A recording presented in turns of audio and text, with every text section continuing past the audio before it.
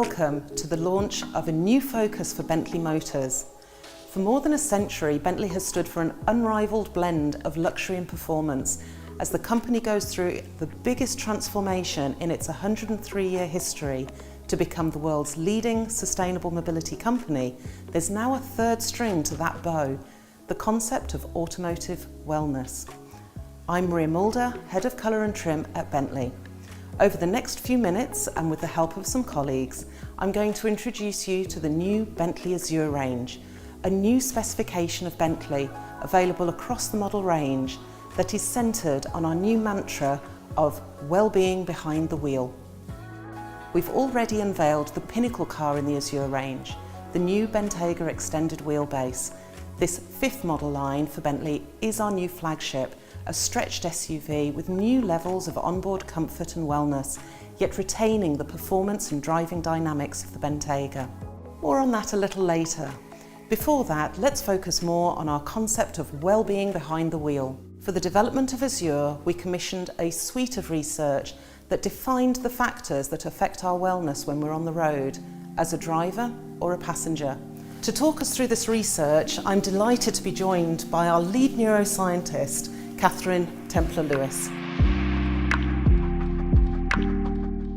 Could you tell us a little bit about your work? So I work in neuroaesthetics, which is the neuroscience of the aesthetic experience. And by that I mean how everything around us, from what we sort of touch to what we can hear and see, impacts our brain and our body. And so ultimately, our well-being. And we need it more than ever right now, because we know that stress is at an all-time high. About 43% of us feel daily stress, and that impacts both our mental and physical health. And I was very lucky, I had the pleasure of driving one of the Bentleys, the Bentayga S.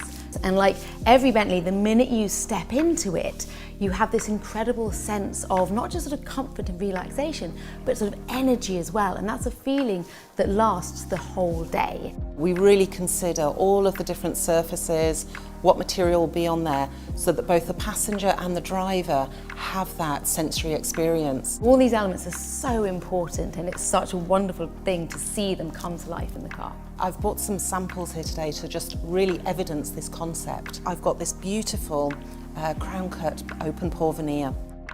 What you can see is the true detail in its character and the real sense of it being an authentic material. Another sample I have here is the 100% wool.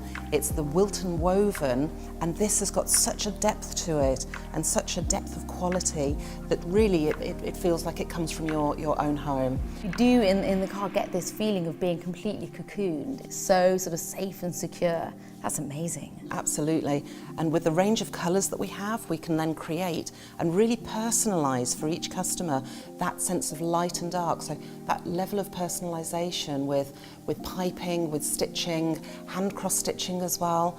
And even if a customer wanted to have something that little bit more special, we even offer things like open pore stone veneers. So this is a natural stone, and again you get this, when you touch it, you get the sense of its texture and its authenticity.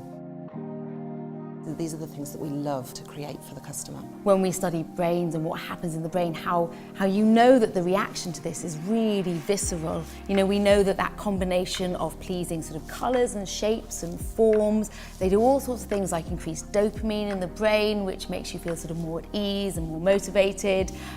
It affects the limbic part of the brain, which is the seat of emotion. Even things like these sort of details, this beautiful diamond sort of repeating symmetrical pattern here, we know that when our eyes scan patterns like that, we produce alpha waves, which is this brainwave associated with sort of relaxation, creativity, flow states. Even things like the touch, we're very visually dominated, but touch is so important.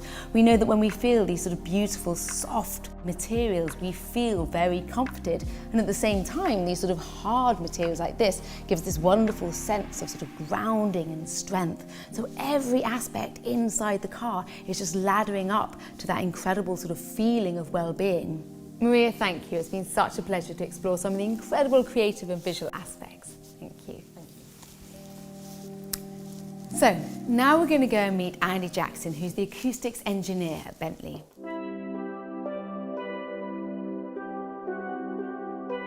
So, Andy, you're acoustics engineer at Bentley, but what does that actually mean? It's a really cool title and it's a really cool job. The work we do is fascinating, and sounds affects us in so many ways that most people aren't even aware of. So as an acoustic engineer, I aim to control the sound and vibration levels inside the vehicle's cabin. So historically, this is all about noise reduction. A quieter cabin makes a journey more pleasant and is generally less tiring for the occupants. But now we also work on the character of the sound, because how a sound sounds, its properties, is just as important as the level. So essentially, the first step in defining the sound character of a vehicle is to understand people's expectations and perception of sound. So essentially, we're embedding a Bentley sound character into its DNA, every component of the car.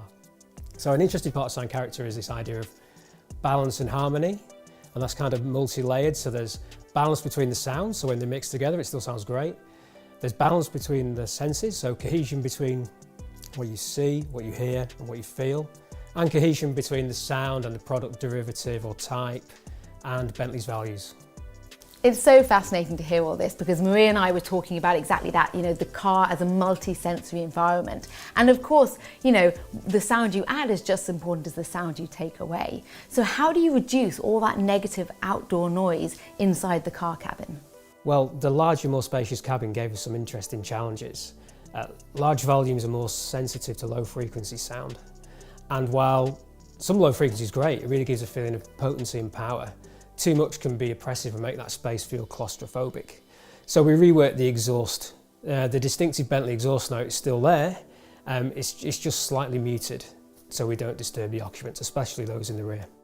Active engine mounts are on the vehicle, which remove powertrain vibration, making the cabin more comfortable. We also worked on the rear seat comfort. So we've reduced road vibrations felt in the rear seat by 25%. And this is a great example of how understanding how we all perceive vibration directly affects our product development. In this case, we helped influence the seat cushion foam. Exterior noise penetration was minimised through an optimisation programme that we conducted at an aeroacoustic wind tunnel, where we focused on the body sealing systems, acoustic laminate glazing and a rear MVH fleece pack. It's amazing how the science is so sort of embedded in the design itself. It's really wonderful, and you do notice it. I was overwhelmed by this sense of sort of calm when you step into the cabin. This sort of pervasive feeling that was really amazing, and it's so necessary right now. We live in these very modern, hectic lives, and especially if you're, for example, in traffic all day long. We've seen from research that just being in traffic noise of about 70 decibels and above, it can actually impact your mental health. So it's so wonderful to see the thought and the science that's gone into the design of this. Not just the sounds that are sort of taken away, but also, of course, the sounds that you can hear as well. Now, we know from research that listening to music can also increase things like creativity, flow states, can calm your nervous system, and that's something as well that you've considered, isn't it? It is, Catherine, yes. So, first of all, we hear that a lot when people get into our vehicles. So they get this comment on how quiet it is. You get a real sense that you're cocooned. It's a safe space away from the outside world. And of course, that nice, calm space that's quiet is a perfect place to listen to audio. Our name for Bentley in-car audio systems have been widely acclaimed since their introduction in 2008. And this is a legacy that's set to continue with Azure. We have a 1920 watt amplifier that drives 20 loudspeakers, all optimized for Azure, and controlled by a unique Bentley digital signal processor, or DSP. And this DSP optimizes the sound based on your location in the vehicle and the content you're listening to. It also adapts real time to changes in the car, making subtle changes to the sound, so you always have that perfect listening experience. And for the first time with Azure, we have our first fixed surround sound algorithm, so you get a truly immersive audio experience in the cabin. It really is that perfect immersive environment. It's been such a pleasure talking to you about all the different sonic features, so thank you very much. And now we're going to head outside to talk to Steve James about the interiors. Hi, Catherine.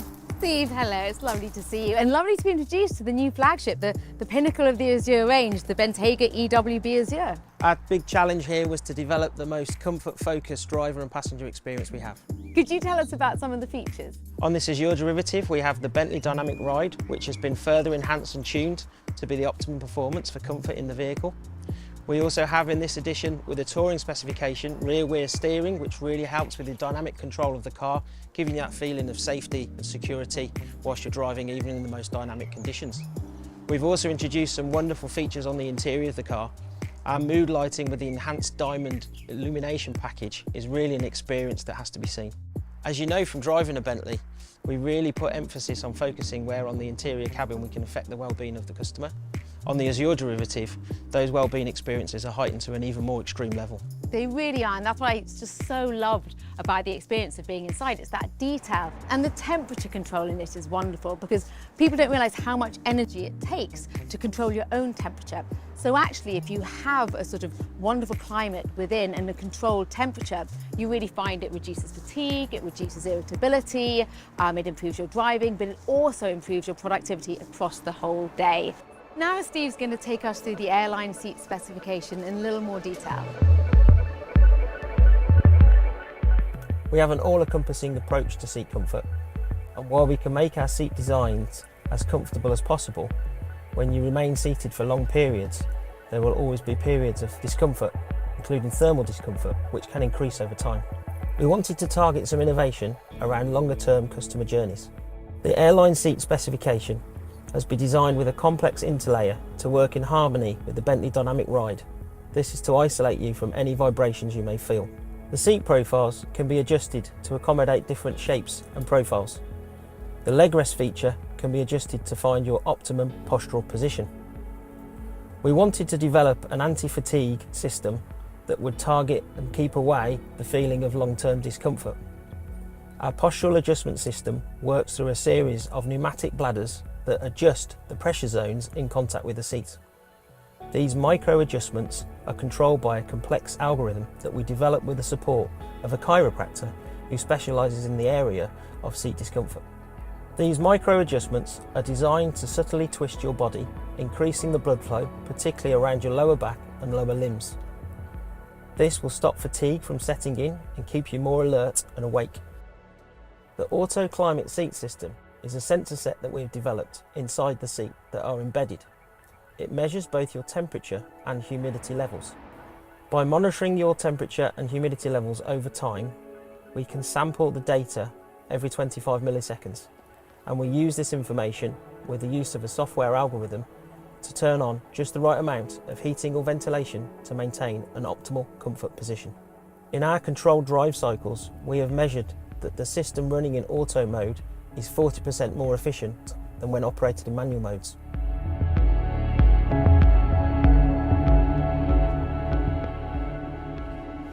When ordering a Bentley, customers will now be able to choose what's most important to them, a focus on driving performance or onboard wellness. Every Bentley will do both, but the balance between the two will be the customer's choice. Azure will be available across the entire model range. We'll be offering two different axes of specification, driving performance on one and wellness on the other, with the incredible products from Bentley Mulliner crowning both. More on that very soon. Until then, thank you very much for joining us.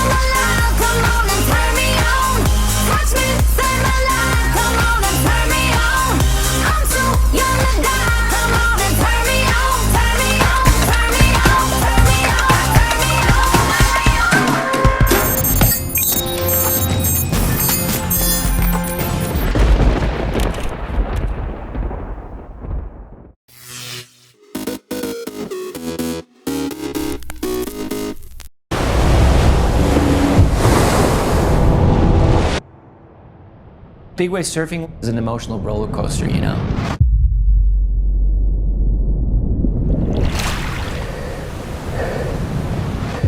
There's a duality of feeling. One side of you just wants to turn around and go back to shore, but the other side is like, holy shit, like, I want to ride these waves.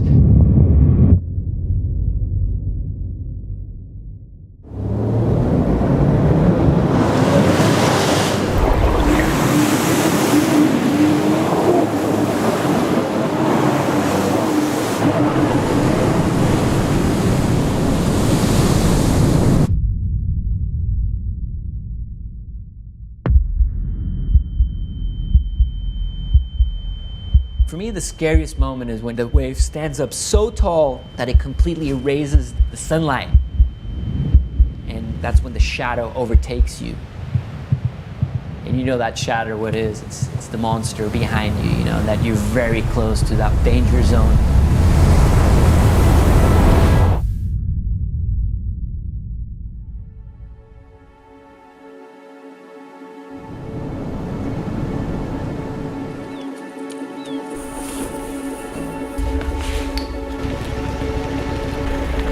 I started surfing when I was 9 years old. It was like an obsession, my first really big obsession.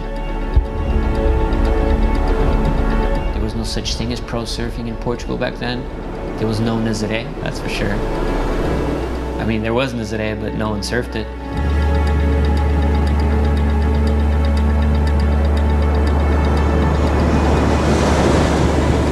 No place that can compare to Nazaré. Nazaré is undisputed the biggest wave. I remember in 2004 when I was 14 years old and Ross Clark-Jones and all the great big wave surfers in the world, they want to come to surf Nazaré, and they got here and they turned their backs. They're like, oh shit, this, like, we're not ready for this. I think technology wasn't ready for that at the time. The jet skis weren't powerful enough. The live fests weren't there yet.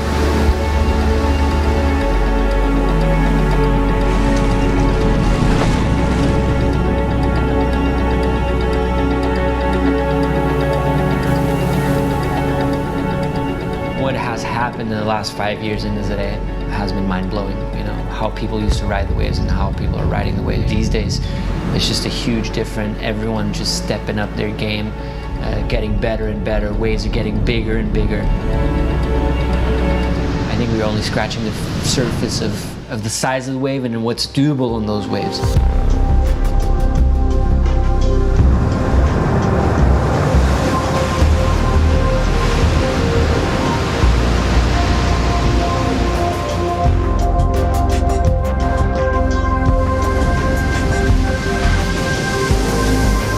But nature always has a superior hand, and it's a motherfucking strong one. It's a beating of a lifetime. It's brutal.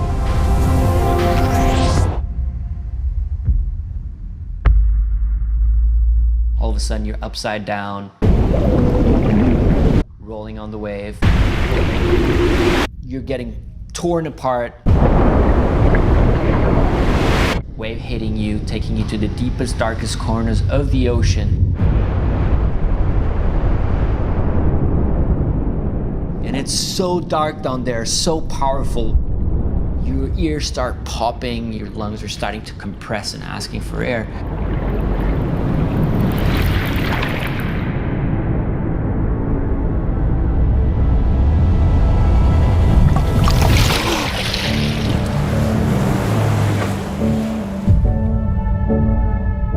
We're absolutely nuts by surfing these waves, and we all have death wish, but that's not the truth. You know, we want to ride the biggest waves, but we also want to make it safe to our friends and family. There's a really thin line, but there is that line, what's too dangerous and what's doable. And I think the goal is to be on that line and not trespass that line.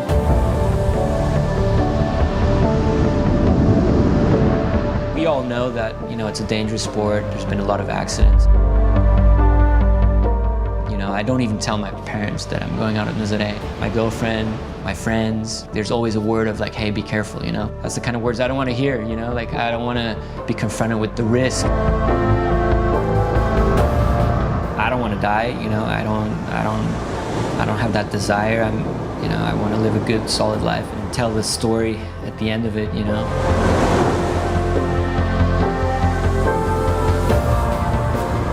That adrenaline of catching a huge wave is just uncomparable.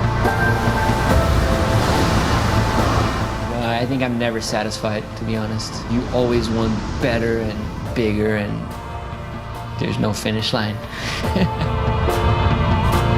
Yeah, I want to ride the biggest wave in the world. That's my goal. I want to ride the biggest wave in the world.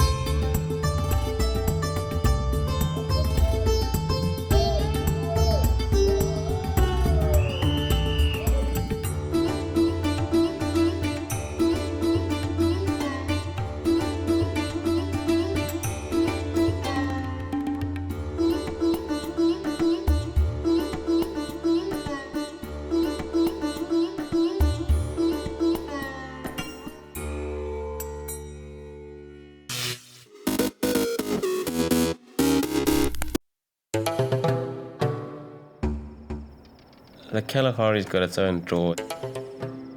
It's vast and it's forever. You've just got to get into those sand dunes on your own, and there you're going to find a lot of solitude. It can seem like a place of massive emptiness, but you suddenly find 5, 6 different animal tracks right there. There's this huge amount of life, and when I'm on a filming project, I really like to try and live like the animals do so that I can experience the hardships that they're going through. I want to see wildlife in a totally different context, and that's really, I suppose, what draws me to the Kalahari. It's the the vastness and the openness. I really enjoy being able to see these massive distances. Those are great images and things that stick with you.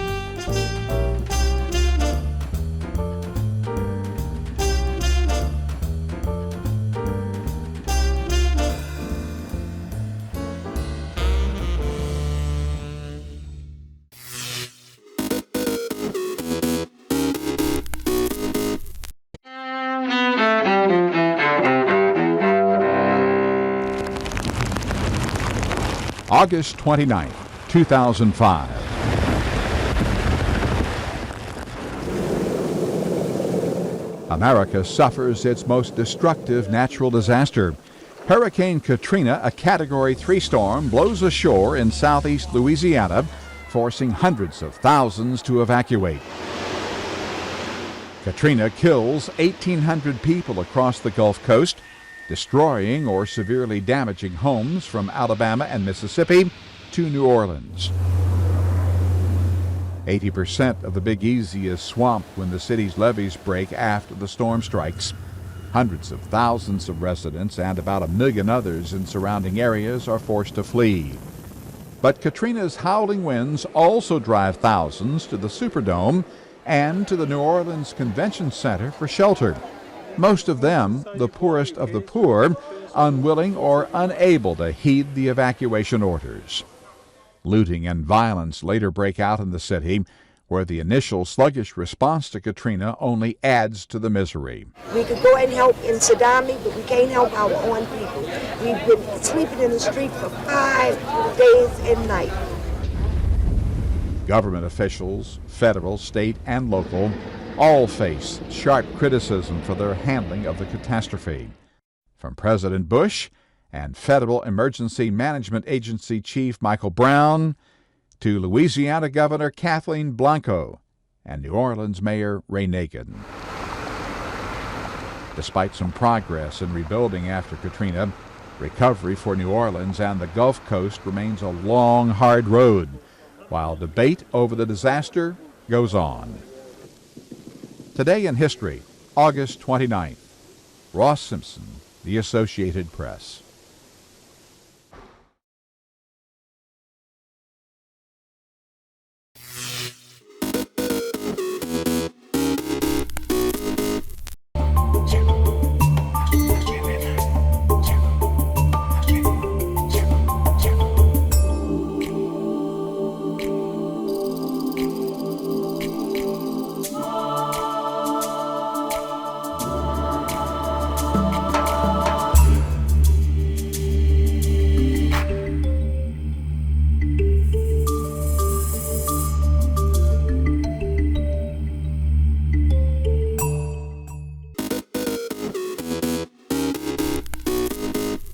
Welcome back in our studio, and in today's news,